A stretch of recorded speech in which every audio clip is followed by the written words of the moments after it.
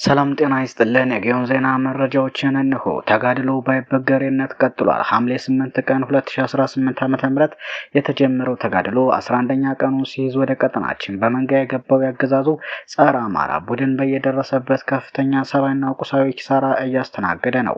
መላ ኢትዮጵያን በውከትና በአመጽ እየናጸ የሚገኘው የፋሽስቱ አብይ አህመድ መድፍ ቢኤም ዙ 23 ድሮና ሌሎች ዘመናዊ የጦር መሳሪያዎችን የታጥቆ የፈጸመው ግዳጅ ፍሬ አላፈራም።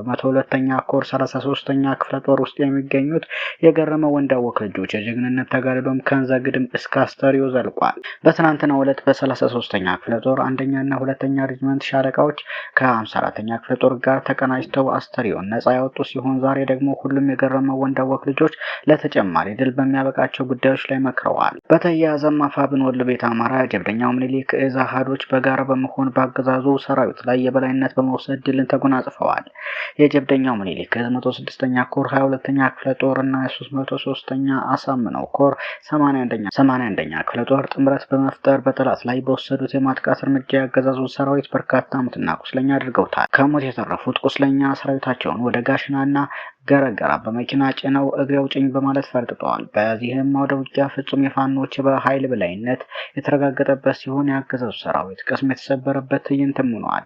የአማራን ህዝብ እንደ ህዝብ ከምድረገጽ ለማጥፋት የገባው ያገዛዙ ሰራዊት የአማራ የቁርጥ ቀን ልጆች ክንድ እያከሸፉት የሚገኙት ግስላዎቹ የዘወትር የማንነት ኃላፊነታቸውን ተወጥተዋል።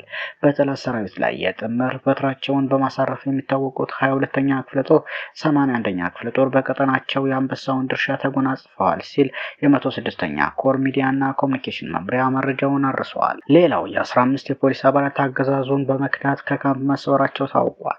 ሰሞኑን የፋሽስቱ አብይ አህመድ መንግስት ከየወረዳዎች ሚሊሻና ፖሊስ መልምሎ ወደ አንድ ማዕከል እያጓጓዘ መሆኑ ይታወቃል።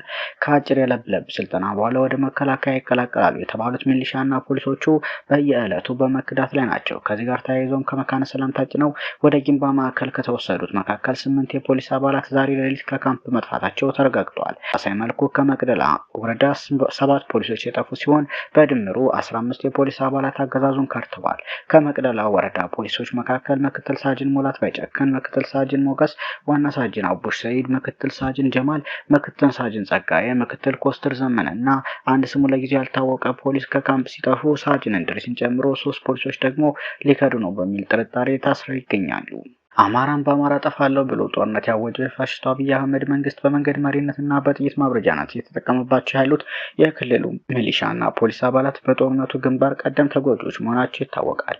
የመከላከያ ሰራዊት አባላት የማድረግ አቅም ሲቀንስና የሰራዊቱ ቁጥርም በብርሃን ፍጥነት ሲመነምን አሁን ላይ ሚሊሻና ፖሊስን እንደ አማራጭ ተጠቅሞ ወደ መከላከያ ሰራዊት ለመቀላቀል ቢያስብም ሁኔታዎች እንደተጠበቀው ሳይሆን ቀርቶ በየቀኑ እየከዱት የወገን ኃይልን እየተቀላቀሉ ይገኛሉ። ይህንን ተከትሎ የአፋብን ወሎ ቤት አማራ ምኒልክ ዕዝ 105ኛ ኮር በበኩሉ ከአገዛዙ ከርቶ ለሚወጡ ሁሉ በልዩ ሁኔታ ወገናዊ አቀባበልና እንክብካቤ እንደሚያደርግ በዚሁ አጋጣሚ እናሳውቃለን ሲል የኮሩ ህዝብ ግንኙነት መምሪያ መረጃውን አርሷል። ሌላው የትውልዱ ጓዳዊነት በመሪ የታነጸ የጽናትና የንቃት ተምሳሌት ነው ሲል ፋኖ ብርሃኑ ቻሌ ገለጸ። የፋኖ ትግል ድል እየተቀዳጀ የመጣው በዘፈቀደ ሳይሆን በሁለት የማይናወጡ ምሰሶች ላይ ስለቆመ ነው።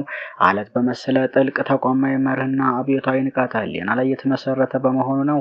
የፋኖ ተጋድሎ ካለፉት የታሪክ አጋጣሚዎች የሚለየው ለግለሰብ ዝና ሳይሆን ለድርጅታዊ መርህና ለአሰራር የሚገዛ መሆኑ ነው። የዛሬ ፋኖ ትውልድ የታሪካዊ ግዴታና የማንነት ጥያቄ ወለደው አብዮታዊ ስብስብ ነው። ይህ ትውልድ በልቡ ውስጥ የነጻነትና የፍትህ እሳት ሰንቆ የተነሳ በመሆኑ ትውልዱ ለዓላማው ያለው ጽናትና መስዋዕትነት እንደ ክብር የመቁጠር ሚስጥር ትግሉ ከአሸናፊነት ማማ ላይ እንዲቀመጥ አድርጎታል። የፋኖ ትግል በዲሲፕሊን የታነጸ በመርህ የሚመራና በትውልዳዊ ቁጭት የተቃኘ ነው። በሴራ የማይበገር በሐሰት ወሬ የማይናወጥና ዓላማው በጽኑ መሰረት ላይ የገነባ መሆኑን በተግባር እያረጋገጠ ለዓላማው የሚገዛ ለአሰራር የሚታዘዝና በመመሪያ የሚመራ ሰራዊት በመሆኑ የጠላቶቹን የግምት ስሌት በሙሉ አክሽፏል። ይህ ትውልድ በሴራ የማይፈታ በወሬ የማይደናገር በመሪ የታጠረ የቆራጥነት ማማ ነው። ፋኖ ዛሬም እንደ ትላንቱ በንቃት የታጀበ ጉዞውን ወደፊት ያስቀጥላል። ድል በጽናቱና በንቃቱ ላይ የታተመ የነገ ሀቅ ነው። መርህ የድላችን መሰረት ነው። ንቃት የትግላችን ጋሻ ነው ሲል ፋኖ ብርሃኑ ቻሌ ይቋጫል። ሌላው በኢራንና በአሜሪካ አጋር ጦር ሰፈሮች ሰፈሮች ላይ አዲስ የሚሳኤል ጥቃት አለመሰንዘሩ ታውቋል። በኢራን እንዲሁም በአካባቢው በሚገኙ የአሜሪካ አጋር ሀገራት ጦር ሰፈሮች ላይ ምንም አይነት አዲስ የሚሳኤል ጥቃት አለመሰንዘሩ የሀገሪቱ የመንግስት መገናኛ ብዙኃንና ባለስልጣናት አስታውቀዋል።